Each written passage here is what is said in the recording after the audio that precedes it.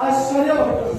स्वतःच्या पराक्रमाने माझ्या सौभाग्य देवतेला तुम्ही हातपाल केला, पण तुमचे पराक्रम माझ्या सौभाग्य देवतेसमोर जरी श्रेष्ठ ठरले असतील आणि अश्वाची मुक्तता सहजासहजी आता होईल असं जर तुम्हाला वाटत असेल तर अश्वाची मुक्तता आता तर होणारच नाही. अश्वाची मुक्तता सहजासहजी होणार नाही याची पूर्ण कल्पना धनुर्धर पाठवला आहे. आणि सहजासहजी ज्यानं अश्व बंदिवान केला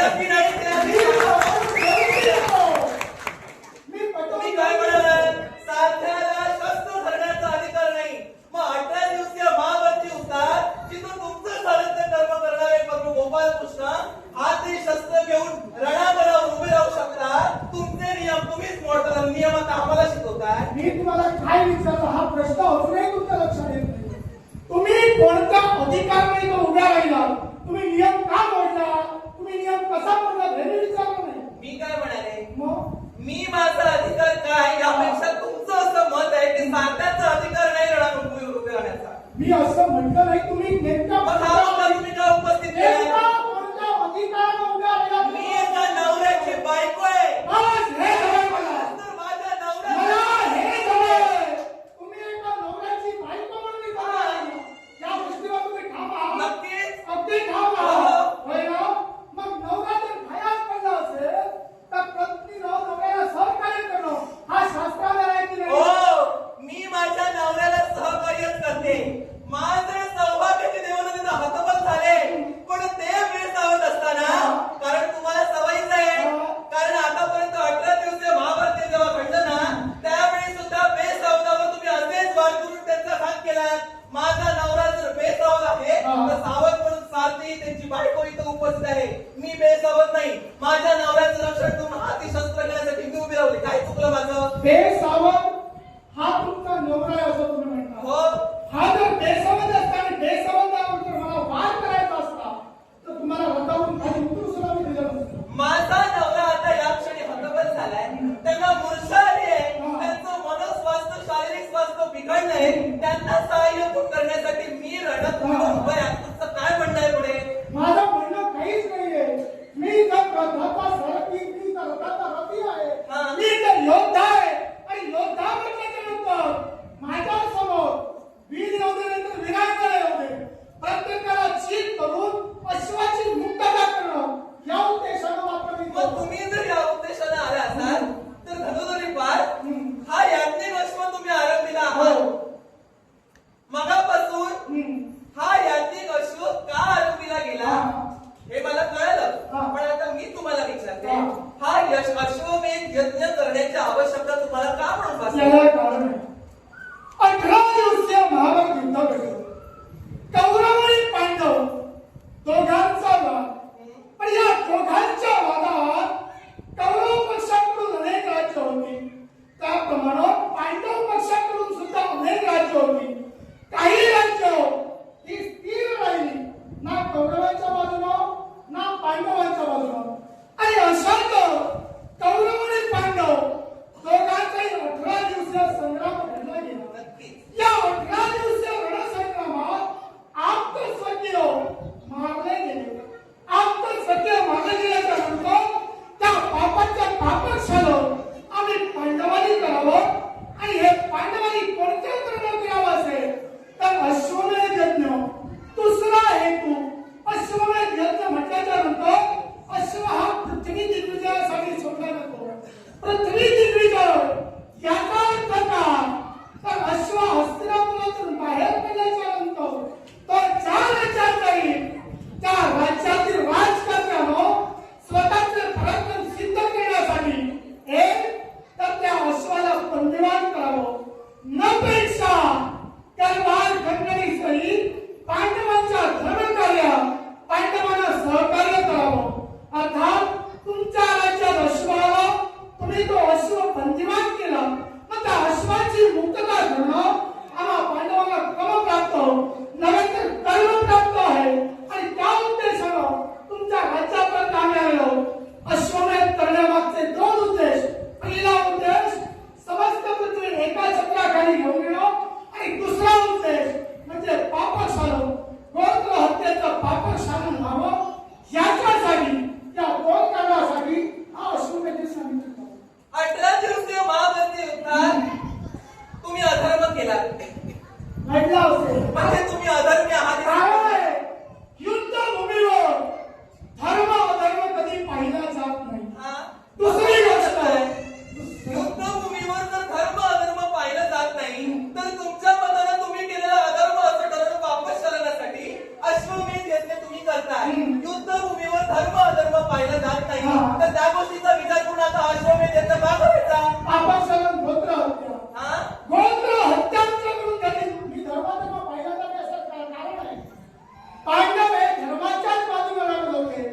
पण पांडव ज्यावेळी धर्माच्या बाजूला लढत होते त्यावेळी पांडवांना चीत करण्यासाठी वेळोवेळी क्षणोक्षणी कौरव सेनेकडून अधर्म घडला गेला आणि त्या अधर्माला अधर्मानंच प्रत्युत्तर आम्ही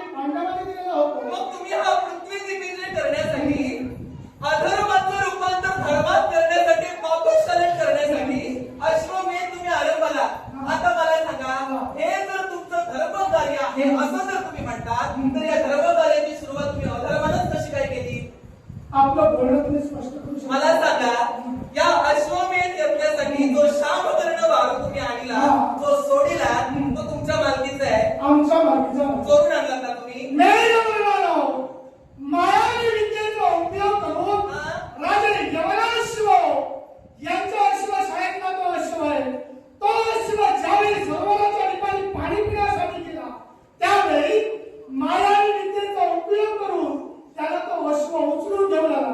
तो अश्व आणल्याच्या नंतर युद्ध झालं आणि त्या युद्धाच्या निर्णयात राजे यवनाश्व यांनी तो अश्व पांडवांच्या स्वाधीन केला. थांबा. माझं विधान अजूनही स्पष्ट झालं नाही. मी अधर्म केला असं का म्हणते? कारण जो अश्व तुम्ही सोडलाय तो अश्व तुमच्या मालकीचा आधी पाहिजे की नाही? भद्रावती नगरीचे राज होतो ते यवन अश्व यांच्या मालकीचा तो शामकर्ण अश्व. ज्यावेळी त्या सरोवरावर पाणी पिण्यासाठी तो तिथं गेला, एवढ्या सैन्य तैनात असताना सुद्धा त्या सैन्याच्या डोळ्यात देखत राजवर्धनात कसुबरही जाणीव न देता त्याच्या कळत नकळत मायावी जरी युक्तीनं तो जरी तुम्ही घेऊन गेला तरी एखाद्याच्या इच्छेविरुद्ध किंवा त्याच्या कळत नकळत एखाद्याची गोष्ट उचलून घेऊन जाण्याला चोरी म्हणतात ना? चोरी तुम्ही मान्य करता पण म्हणजे तुम्ही अधर्म केला. चोरी आम्ही मान्य केली कारण ठीक आहे. आणि त्यानंतर जे युद्ध झालं त्या युद्धाच्या नंतर राजे यवनाश्व यांनी आमच्याकडे तो अश्व सुपूर्द केला. मग हे धर्मकार्य किंवा धर्माचं कार्य? राजे यवन अक्षानं अश्व तुम्हाला सुपूर्द केला हा पुढचा विषय राहिला, पण सुरुवात तुम्ही अधर्मानच केलात ना?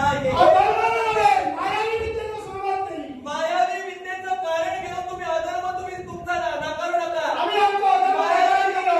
तुम्ही लढवलं. मायावी विद्येचा उपयोग करून मेघवर्णानो तो अश्व त्यांच्या नकळत घेऊन आलेले होते. पण याची कल्पना लागल्याच्या नंतर युद्ध झालं आणि युद्धानंतर तो अश्व मानसन्मानानं धर्मकार्यासाठी पांडवांना देण्यात आला. यवनाक्षांना जर सहजासहजी या तुमच्या धर्मकार्यासाठी अश्व द्यायचा असता तर त्यांनी तुमच्या बरोबर युद्ध आधी केलंच नसतं. जिथं तुम्ही अधर्माची कास धरला, आता या मायावी युक्तीचं कारण घेऊन तुमचा अधर्म तुम्ही नाकारता, बरं ठीक आहे. तुम्ही ते युद्ध केलात त्या रणसंग्रामात यवनाक्षा पराजित झाले आणि मग ते तुम्हाला शरण गेले. याच्यापूर्वी त्यांची सहमती या तुमच्या धर्मकार्याला नव्हती. माझा सांगण्याचा मुद्दा आणि हेतू एकच, त्या धर्मकार्याची सुरुवात तुम्ही अधर्मानं केला. मग या धर्मकार्याला अधर्माचं नाव जर तुम्ही दिलं मी तर नाव देत नाही आता हे कसं काय तुम्ही करता? काय आता करतात ते काय करतात? काय करतोय मी? मग आता तुम्ही अधर्माचं म्हणून सांगताय ना? म्हणजे याचा अर्थ आम्ही जर अधर्माला सुरुवात केली असेल मग पांडव अधर्मी असेल मला म्हणायचं आहे. हो. मग तुम्ही जर आम्हाला अधर्मी म्हणत असाल तर जो आम्हाला अधर्मी म्हणतो त्याच्या बोलण्याची थांबा. काय झालं? माझ्याशी बोलण्याची जर तुमची इच्छा नसेल, अश्वताई तुम्हाला मी देणारच नाही. आता आल्या पावले तुम्ही जाऊ शकता. हा? अश्व घेतल्याशिवाय तर मी तुझे देवस्थानात जाणार नाही. तुम्ही जर योद्धा म्हणून आणि वीरांगना म्हणून जर इथं उभे